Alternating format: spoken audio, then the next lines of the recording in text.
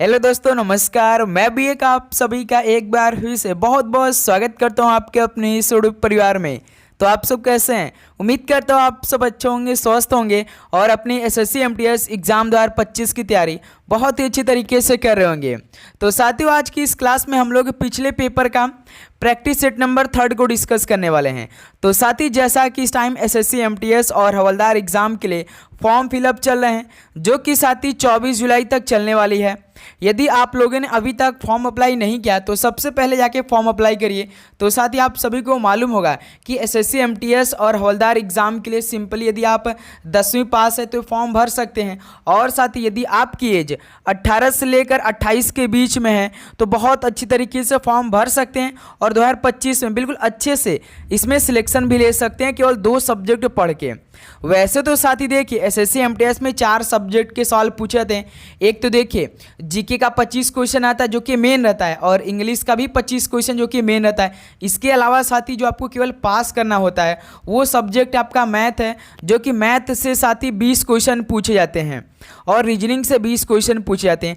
Total देखिए 40 question आपके paper में आते हैं मैथ और रीजनिंग के मिलाकर। लेकिन साथ ही यदि आप जनरल से बिलोंग करते हैं तो केवल आपको 12 क्वेश्चन सही करने होते हैं, और यदि साथ ही आप ओबीसी से बिलोंग करते हैं तो इन 40 क्वेश्चन में से केवल 10 क्वेश्चन आपको सही करना बहुत ज़रूरी है, अन्यथा आपका रिजल्ट नहीं आएगा जो मेन मेरिट लिस्ट बनता है, जो आपका जीके और इंग्लिश होता है। यदि साथ ही आप एससी एसटी से बिलोंग करते हैं तो आपको केवल 8 क्वेश्चन सही करने होंगे, ये बात आप याद रखेंगे।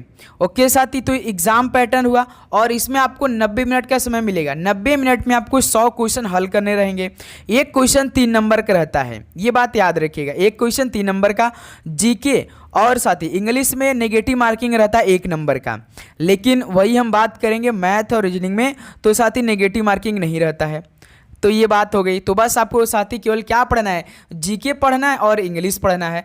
इन्हीं 2 सब्जेक्ट को आप लगातार पढ़ लीजिए, आराम से सिलेक्शन ले सकते हैं। बस साथ ही जो भी हम क्लास आपको सुबह 8 बजे देंगे और 12 बजे देंगे और शाम में आपका 6:30 या 7 बजे देंगे। तो बस क्लास आपको ज्वाइन करना डेली लगातार। आप देखेंगे साथ ही आप पेपर में जो आपका 25 क्वेश्चन जीके का आएगा ना, तो आराम से लगभग 25 में से 22-23 सॉल्व कर ले जाएंगे, और इंग्लिश में तो भाई आराम से full out of full score कर सकते हैं।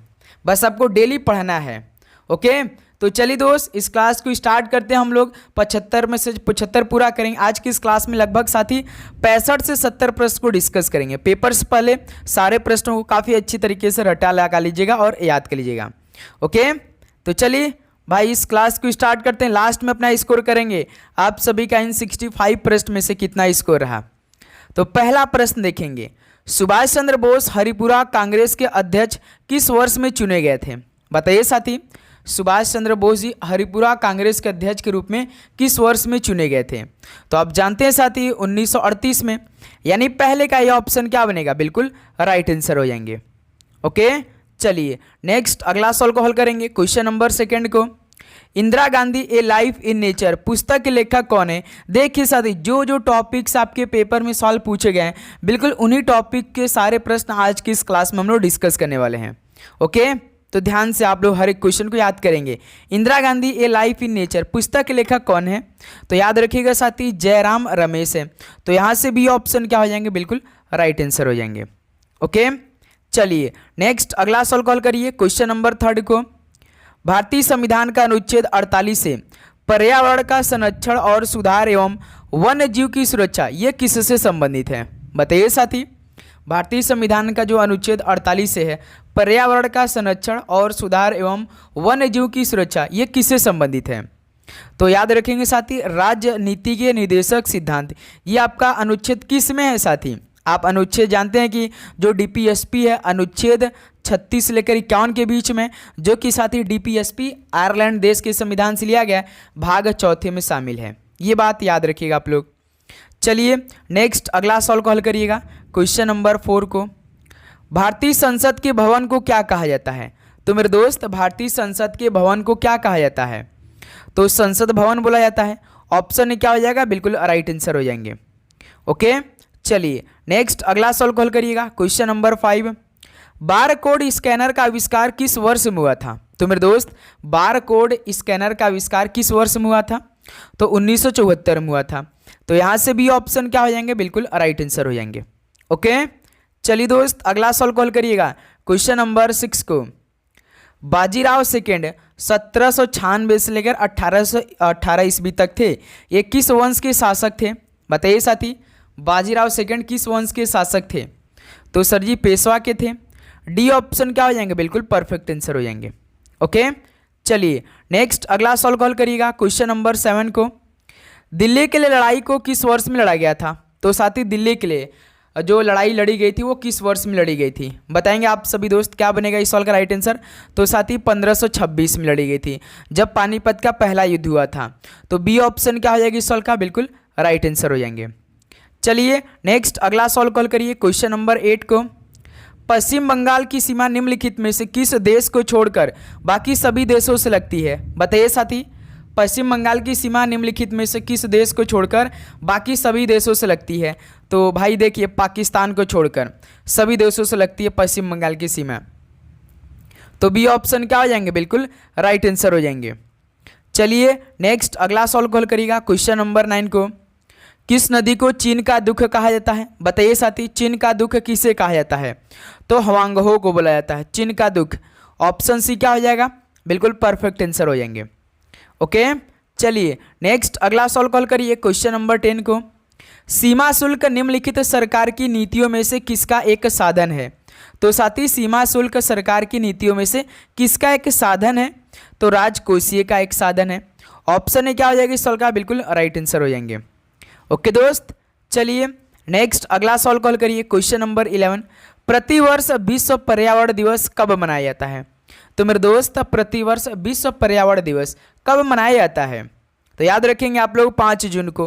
तो यहाँ से बी ऑप्शन क्या हो जाएंगे? बिल्कुल राइट आंसर हो जाएंगे। ओके, चलिए नेक्स्ट अगला सवाल कॉल करिएगा क्वेश्चन नंबर 12 को। जरदोजी कढ़ाई किसके तहत लोकप्रिय हुई थी? तो साथी जो जरदोजी कढ़ाई है ये किसके तहत लोकप्रिय हुई थी? तो मेरे दोस्त याद रखिएगा, अकबर के तहत ये लोकप्रिय हुई थी जरदोजी कढ़ाई। तो यहाँ से ऑप्शन ए क्या हो जाएंगे? बिल्कुल परफेक्ट आंसर हो जाएंगे। तो साथी उम्मीद करूंगा आपको हर एक क्वेश्चन बहुत अच्छी तरीके से समझ में आ रहे होंगे और आप लगभग सारे क्वेश्चन याद करते चल रहे होंगे। तो साथी आपको बस क्या करना है, चैनल पे नए हैं तो सब्सक्राइब करके नोटिफिकेशन को ऑन करिएगा, क्योंकि साथी जब भी क्लास आएगी तो सबसे पहले आपके पास नोटिफिकेशन जाएंगी। और इस सीरीज में हम क्या कर रहे हैं कि जो आपका अभी तो देखिए प्रीवियस ईयर के पेपर को कंप्लीट कर रहे हैं। अभी तक तो 2024 का हर एक शिफ्ट का क्वेश्चन पेपर बाकी है। ओके साथी, तो इसमें 10 से 15 हज़ार भाइयों को ऐड करना है। तो आप सभी साथी से रिक्वेस्ट है कि आप लोग सब्सक्राइब करके नोटिफिकेशन को ऑन करके इस सीरीज का जो चला इस ग्रुप में ऐड हो जाइए। ओके दोस्त, तो इसमें हम क्या करेंगे, साथ में अपनी तैयारी करेंगे, chapter wise top wise level हम लोग हर एक क्वेश्चन का डिस्कस करने वाले हैं। ओके, तो जरूर नोटिफिकेशन को ऑन करिएगा। देखिए, किस स्मारक से गौतम बुद्ध ने दुनिया के लिए बौद्ध धर्म के अपने दिव्य ज्ञान का प्रचार किया था? तो किस स्मारक से गौतम बुद्ध ने दुनिया के लिए बौद्ध धर्म के अपने दिव्य ज्ञान का प्रचार किया था? तो महाबोधि मंदिर समूह से। तो ऑप्शन भी क्या हो जाएगा? बिल्कुल राइट आंसर हो जाएंगे। चलिए दोस्त अगला सवाल कॉल करिएगा क्वेश्चन नंबर 14 को। भारत में कौन सा दूसरा सर्वोच्च नागरिक पुरस्कार दिया जाता है? बताइए साथी, भारत में कौन सा दूसरा सर्वोच्च नागरिक पुरस्कार दिया जाता है? तो पद्म विभूषण है। ऑप्शन भी क्या हो जाएगा? बिल्कुल राइट आंसर हो जाएंगे। पहला तो देखिए भारत रत्न है, लेकिन दूसरे का जो सर्वोच्च नागरिक पुरस्कार है वो साथी पद्म विभूषण है। चलिए अगला सवाल कॉल करिएगा क्वेश्चन नंबर 15 को।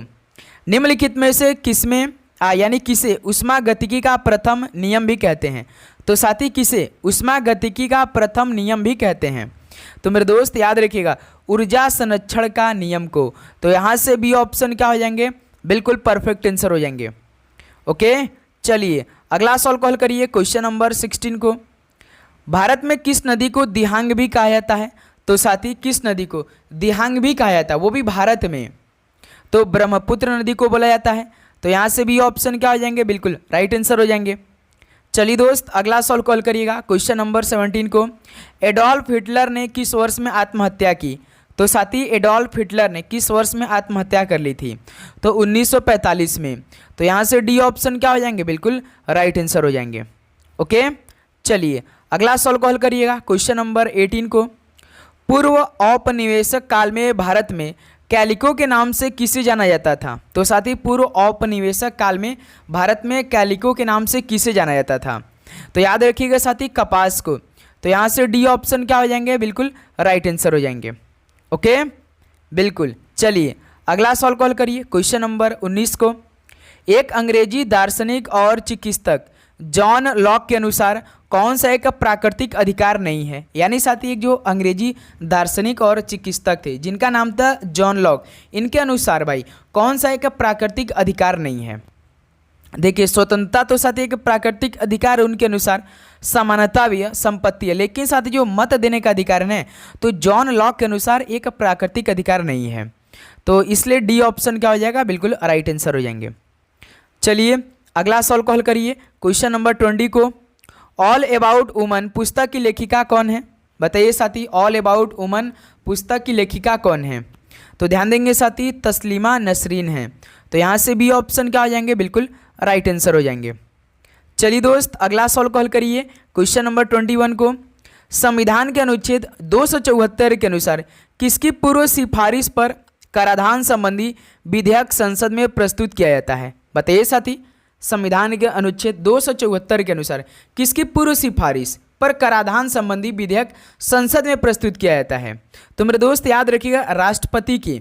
ऑप्शन सी क्या हो जाएगा, राष्ट्रपति, बिल्कुल परफेक्ट आंसर हो जाएंगे। ओके, चलिए दोस्त अगला सवाल कॉल करिएगा, क्वेश्चन नंबर 22 को। फ्लेमिंग के बाएं हाथ के नियम में कौन सी उंगली विद्युत धारा की दिशा दर्शाती। ये अच्छा सवाल एग्जाम के लिए, बताइए साथी। फ्लेमिंग के बाएं हाथ के नियम में कौन सी अंगुली विद्युत धारा की दिशा दर्शाती है, बताइए सभी दोस्त। तो याद रखिएगा मध्यिका भाई। तो यहाँ से बी ऑप्शन क्या हो जाएंगे, बिल्कुल राइट आंसर हो जाएंगे।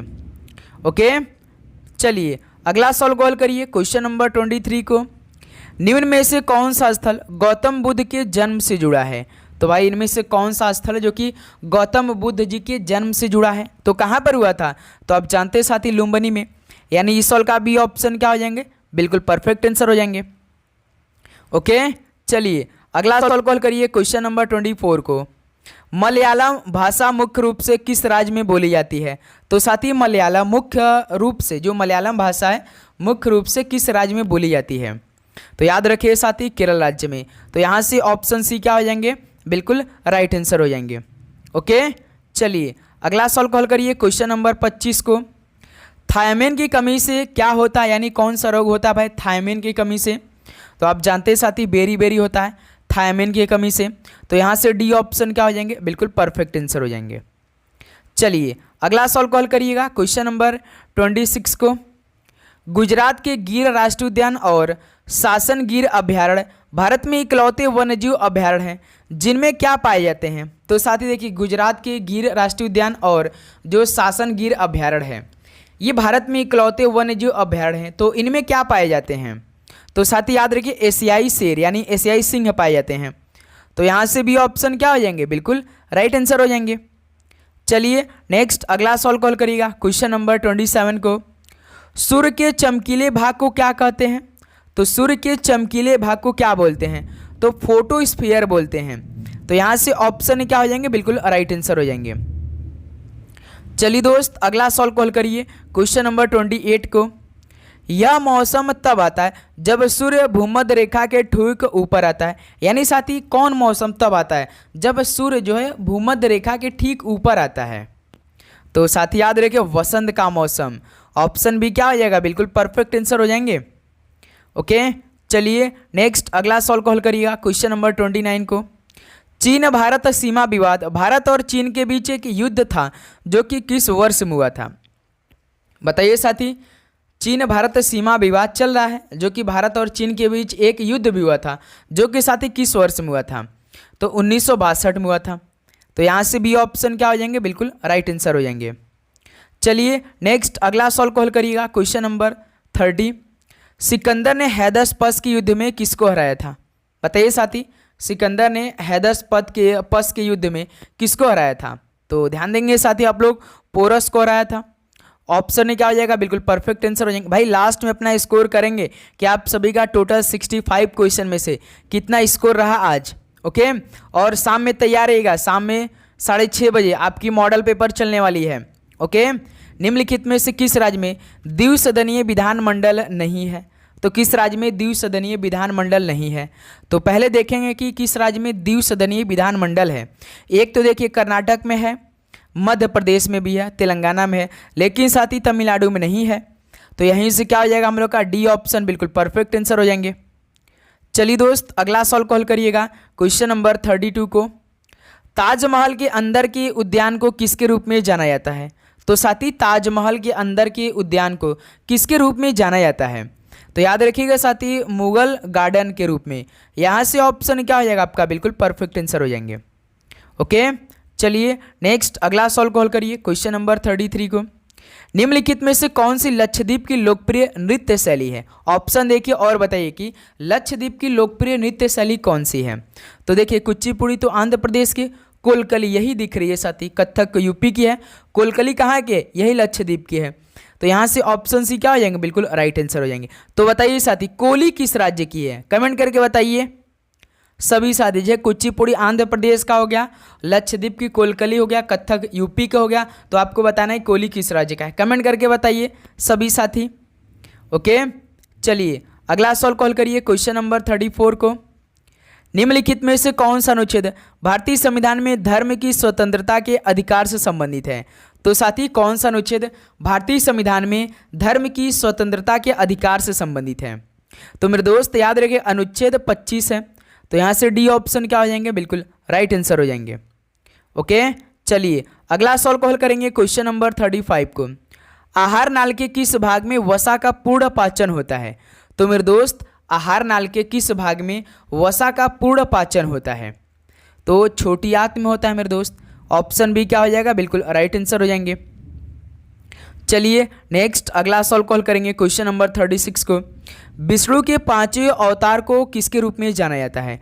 तो साथी विष्णु जी के पांचवें अवतार को किसके रूप में जाना जाता है? तो वामन के रूप में जाना जाता है। तो यहाँ से बी ऑप्शन क्या हो जाएंगे बिल्कुल राइट आंसर हो जाएंगे। ओके चलिए अगला सवाल कॉल करिएगा क्वेश्चन नंबर 37 को। निम्नलिखित में से किस राज्य में मैंग्रोव वन का सबसे अधिक क्षेत्र है? तो साथी किस राज्य में मैंग्रोव वन का सबसे अधिक क्षेत्र है?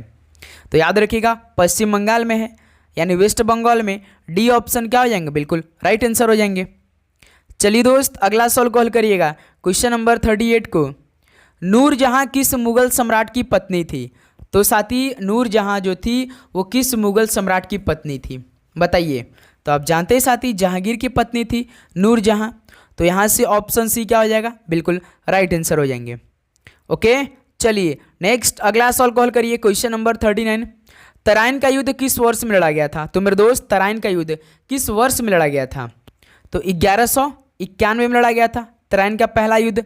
ऑप्शन सी क्या हो जाएगा बिल्कुल परफेक्ट आंसर हो जाएंगे। चलिए नेक्स्ट अगला सवाल कॉल करिएगा क्वेश्चन नंबर 40 को। वर्ष 1749 में तड़ित चालक का आविष्कार किसने किया था? तो भाई साहब वर्ष 1749 में तड़ित चालक का आविष्कार किसने किया था? तो याद रखेंगे आप लोग बेंजामिन फ्रैंकलिन ने किया था। तो यहाँ से ऑप्शन क्या हो जाएगा आपका बिल्कुल परफेक्ट आंसर हो जाएंगे। चलिए दोस्त अगला सवाल कॉल करिएगा क्वेश्चन नंबर 41। भारतीय संविधान में लिबर्टी यानी स्वतंत्रता शब्द निम्नलिखित में से किस देश से लिया गया है? तो मेरे दोस्त भारतीय संविधान में लिबर्टी यानी स्वतंत्रता शब्द किस देश से लिया गया है बताइए आप लोग। तो याद रखेंगे फ्रांस देश से लिया गया है। तो यहाँ से मेरे दोस्त ऑप्शन सी क्या हो जाएगा आपका बिल्कुल परफेक्ट आंसर हो जाएंगे। ओके चलिए नेक्स्ट अगला सवाल कॉल करिएगा क्वेश्चन नंबर 42 को। निम्नलिखित में से किस नोट पर सांची स्तूप का चित्रण है?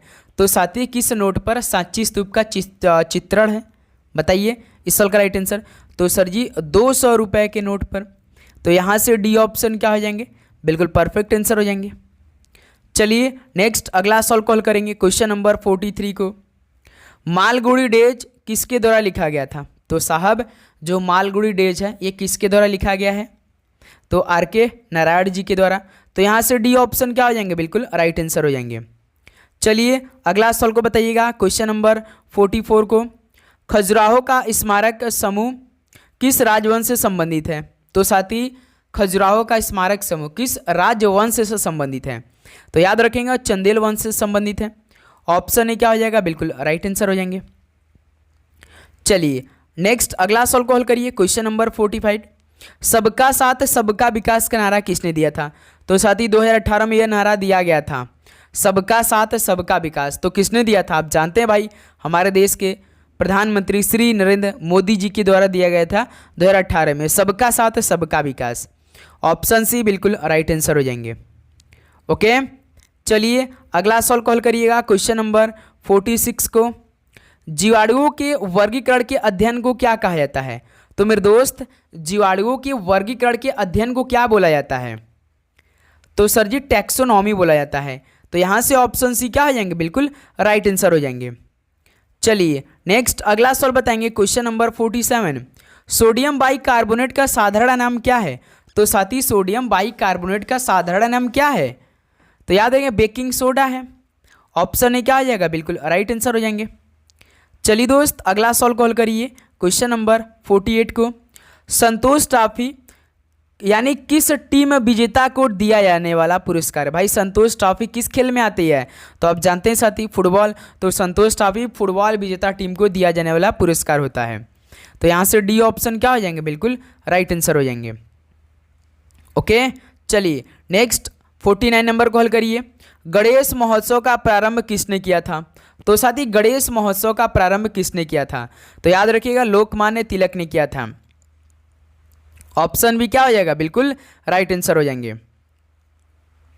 चलिए अगला सवाल बताइएगा, क्वेश्चन नंबर 50 को। भारत के पूर्वी और पश्चिमी तटों पर पाई जाने वाली कौन सी मिट्टी है? तो साथी भारत के पूर्वी और पश्चिमी तटों पर पाई जाने वाली कौन सी मिट्टी है? तो याद रखिएगा लेटराइट मिट्टी है। तो यहाँ से भी ऑप्शन क्या हो जाएंगे? बिल्कुल राइट आंसर हो जाएंगे। चलिए दोस्त अगला सवाल कॉल करिएगा, क्वेश्चन नंबर 51 को। अंतर्राज्य परिषद किस समिति की सिफारिश द्वारा स्थापित की गई थी? तो साथी अंतर्राज्य परिषद किस समिति की सिफारिश द्वारा स्थापित की गई थी? तो सरकारिया समिति के। ऑप्शन ए क्या हो जाएंगे? बिल्कुल परफेक्ट आंसर हो जाएंगे। तो साथी हर एक क्वेश्चन आप जरूर याद करते रहिएगा। बस साथी आप सभी से रिक्वेस्ट रहेगा डेली क्लास आप जरूर लीजिएगा भाई, यदि आपका भी टारगेट एसएससी एमटीएस एग्जाम 2025 है। ओके दोस्त, तो आप देखेंगे भाई आपका इतना अच्छा स्कोर होगा एग्जाम में, कहने की कोई बात ही नहीं होगी। ओके साथी, बस आपको डेली क्लास लेना है, जो भी हम जितने भी आपको क्वेश्चन कराएंगे क्लास से। ओके, चलिए अगला सवाल कॉल करिएगा, क्वेश्चन नंबर 52 को। राष्ट्रवादी कांग्रेस पार्टी को किस वर्ष में स्थापित किया गया था? राष्ट्रवादी कांग्रेस पार्टी को किस वर्ष में स्थापित किया गया था? तो 1999 में। तो डी ऑप्शन क्या हो जाएंगे? बिल्कुल राइट आंसर हो जाएंगे। चलिए दोस्त अगला सवाल कॉल करिएगा, क्वेश्चन नंबर 53 को। निम्नलिखित में से कौन 15वीं शताब्दी के दौरान असम में वैष्णव संप्रदाय के मुख्य समर्थकों में से एक था? बताइए साथी, 15वीं शताब्दी के दौरान असम में वैष्णव संप्रदाय के मुख्य समर्थकों में से एक कौन था? तो शंकर देव जी थे। डी ऑप्शन क्या हो जाएंगे? बिल्कुल राइट आंसर हो जाएंगे। चलिए दोस्त अगला सवाल कॉल करिएगा, क्वेश्चन नंबर 54 को। भारतीय संविधान के किस अनुच्छेद में अस्पृश्यता उन्मूलन के विषय में उल्लेख किया गया? या तो साथी छुआछूत की बात करता है अस्पृश्यता उन्मूलन, जो कि साथी अनुच्छेद 17 में है। तो यहाँ से डी ऑप्शन क्या हो जाएंगे? बिल्कुल राइट आंसर हो जाएंगे। चलिए दोस्त अगला सवाल कॉल करिए, क्वेश्चन नंबर 55 को। निम्नलिखित ग्रंथियों में से एंजाइम टैलिन का स्रोत क्या है? यानी साथी इन ग्रंथियों में से एंजाइम टैलिन का स्रोत क्या है? तो भाई याद रखिए लार ग्रंथियां हैं। डी ऑप्शन क्या हो जाएंगे? बिल्कुल राइट आंसर हो जाएंगे। चलिए अगला सवाल बताइएगा, क्वेश्चन नंबर 56 है। भारतीय संविधान में न्यायिक पुनरावलोकन की शक्ति और न्यायपालिका की स्वतंत्रता का प्रावधान किस देश से लिया गया है? तो मेरे दोस्त भारतीय संविधान में न्यायिक पुनरावलोकन की शक्ति और न्यायपालिका की स्वतंत्रता का प्रावधान किस देश से लिया गया है? तो मेरे दोस्त याद रखिएगा अमेरिका देश से लिया गया है। तो यहाँ से डी ऑप्शन क्या हो जाएंगे? बिल्कुल राइट आंसर हो जाएंगे। ओके, चलिए अगला सवाल कॉल करिए, क्वेश्चन नंबर 57 को। 13 ताली किस राज्य का लोक नृत्य है? या तो 13 ताली बोल सकते हैं या 13 ताली भी बोल सकते हैं। तो किस राज्य का है? तो एमपी का है यानी मध्य प्रदेश का। बी ऑप्शन क्या हो जाएंगे? बिल्कुल राइट आंसर हो जाएंगे।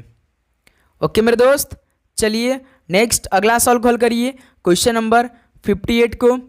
दुधवा टाइगर रिजर्व किस राज्य में स्थित है? तो साथी दुधवा टाइगर रिजर्व किस राज्य में स्थित है? तो याद रखिएगा उत्तर प्रदेश में स्थित है। तो यहाँ से बी ऑप्शन क्या हो जाएंगे? बिल्कुल परफेक्ट आंसर हो जाएंगे। चलिए दोस्त अगला सवाल कॉल करिए, क्वेश्चन नंबर 59 को। द्रोणाचार्य पुरस्कार किस वर्ष आरंभ किया गया था? तो मेरे दोस्त द्रोणाचार्य पुरस्कार किस वर्ष आरंभ किया गया था? तो याद रखिएगा 1985 में किया गया था, यानी डी ऑप्शन क्या हो जाएंगे, बिल्कुल परफेक्ट आंसर हो जाएंगे। ओके, चलिए नेक्स्ट अगला सवाल कॉल करिए क्वेश्चन नंबर 60 को। निम्नलिखित में से कौन बांसुरी वादक है? हरिप्रसाद चौरसिया क्या बजाने के लिए फेमस थे? तो सर जी तबला वादक थे भाई। तबला वादक कौन थे? हरिप्रसाद चौरसिया जी। अरे सॉरी यार, बांसुरी की बात करा ना, हरिप्रसाद चौरसिया ही हो जाएंगे भाई। एक सेकेंड, इस सवाल का पहला ही ऑप्शन ठीक होगा। जाकिर हुसैन क्या थे? ये तबला वादक थे ना भाई, ये क्या थे? जाकिर हुसैन तबला वादक थे। शिव कुमार शर्मा क्या थे? किसके लिए फेमस थे? तो संतूर के लिए फेमस थे भाई। और रविशंकर किसके लिए फेमस थे? तो याद रखिएगा आप लोग, सितार के लिए फेमस थे। अच्छे से याद करिएगा, बांसुरी वादक हरिप्रसाद चौरसिया, जाकिर हुसैन तबला के लिए, शिव कुमार शर्मा संतूर के लिए, रविशंकर सितार के लिए। ये बात याद रखिए, आप लोग नोट डाउन करेंगे। ओके दोस्त, चलिए नेक्स्ट अगला सवाल कॉल करिए क्वेश्चन नंबर 61 को। भारतीय संविधान का अनुच्छेद 43 से उद्योगों के प्रबंधन में श्रमिकों की भागीदारी किससे संबंधित है? तो साथ ही भारतीय संविधान का अनुच्छेद 43 से उद्योगों के प्रबंधन में श्रमिकों की भागीदारी ये किससे संबंधित है? तो मेरे दोस्त याद रखिए, ये भी क्या है? राज्य नीति के निर्देशक सिद्धांत से संबंधित है। ऑप्शन सी क्या हो जाएगा, बिल्कुल परफेक्ट आंसर हो जाएंगे। चलिए अगला सवाल कॉल करिए क्वेश्चन नंबर 62 को। The oath of the Vayuputras Shiva trilogy के लेखक कौन है? तो मेरे दोस्त the oath of the Vayuputras Shiva trilogy के लेखक कौन है बताइए? तो याद रखिएगा अमीश त्रिपाठी हैं, यानी ऑप्शन इस सवाल क्या बनेगा, बिल्कुल राइट आंसर हो जाएंगे। चलिए दोस्त अगला सवाल कॉल करिए क्वेश्चन नंबर 63 को। नृत्य शैली चेरी की उत्पत्ति किस राज्य में हुई? तो साथी नृत्य शैली चेरी की उत्पत्ति किस राज्य में हुई? तो हिमाचल प्रदेश में हुई। ऑप्शन सी क्या हो जाएगा, बिल्कुल परफेक्ट आंसर हो जाएंगे। चलिए दोस्त अगला सवाल कॉल करिएगा आप लोग क्वेश्चन नंबर 64 को। राष्ट्रीय ग्रामीण स्वास्थ्य मिशन कब शुरू किया गया था? तो मेरे दोस्त राष्ट्रीय ग्रामीण स्वास्थ्य मिशन कब स्टार्ट किया गया था? तो 12 अप्रैल 2005 में स्टार्ट किया गया था। डी ऑप्शन क्या हो जाएगा मेरे दोस्त, बिल्कुल परफेक्ट आंसर हो जाएंगे। चलिए तो आज के क्लास का आखिरी सवाल बताएंगे। पाणिनि द्वारा लिखित अष्टाध्यायी पुस्तक का विषय क्या है? तो साथी देखिए, पाणिनि द्वारा एक पुस्तक लिखा गया था, वो कौन सा पुस्तक का? अष्टाध्यायी। तो इसका विषय क्या था? तो याद रखिएगा साथी व्याकरण था। तो यहाँ से ऑप्शन सी क्या हो जाएंगे, बिल्कुल राइट आंसर हो जाएंगे। तो साथी फाइनली 65 क्वेश्चन कंप्लीट हो चुके हैं। अब बताइए साथी कि आप सभी का आज के दिन का पहले क्लास से आप सभी का कितना स्कोर रहा? ईमानदारी के साथ बताइए, नेगेटिव मार्किंग के साथ 1 नंबर के नेगेटिव मार्किंग का रहा आपका, यानी 65 थी, आपका 195 होगा भाई। तो बताइए 195 नंबर में से आप सभी का लगभग अप्रॉक्सीमेटली कितना स्कोर रहा? ईमानदारी के साथ बताइए। तो उम्मीद करूँगा दोस्त आपको हर एक क्वेश्चन बहुत अच्छी तरीके से समझ में आया होगा और आप लगभग बहुत अच्छी तरीके से एक एक क्वेश्चन को याद करते चले होंगे साथ में। ओके दोस्त, यही आप सभी से रिक्वेस्ट है। और आप लोगों ने अभी तक फॉर्म अप्लाई नहीं किया तो सबसे पहले फॉर्म अप्लाई करिए भाई। सिंपली 10th पास है ये फॉर्म, तो आपके लिए बहुत अच्छी होने वाली है। केवल 2 सब्जेक्ट पढ़ना है, एक तो जीके और एक इंग्लिश। इंग्लिश पूरा टॉपिक क्लियर है कि आपको इन्हीं टॉपिक से सॉल्व मिलता है। ओके दोस्त, तो अब जरूर से जरूर पढ़ाई कीजिए, रिवीजन करिए, खूब मेहनत करिए साथी अच्छे से। ओके 2025 आपके लिए होने वाली है, क्योंकि आप जानते हैं बहुत सारा वैकेंसी आ रही है 2025 में। तो चलिए भाई, मिलते हैं दोपहर 12 बजे एक और नए क्लास के साथ। आप लोग चैनल पे नए तो सब्सक्राइब करके नोटिफिकेशन को ऑन करिएगा। सभी को जय हिंद, जय भारत, पढ़ाई करते रहिए। ऑल द वेरी बेस्ट, धन्यवाद।